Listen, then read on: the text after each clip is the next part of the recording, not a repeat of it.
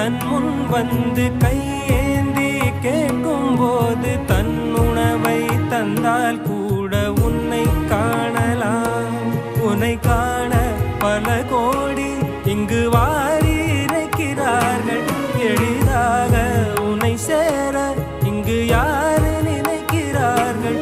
அலங்காரம் அதில் நீ இல்லை, அகங்கார மனதில் இல்லை. துளி கள்ளம் கபடம் கலந்திடாத அன்பில் இருக்கிறாய். உணர்ந்தேன் உனையே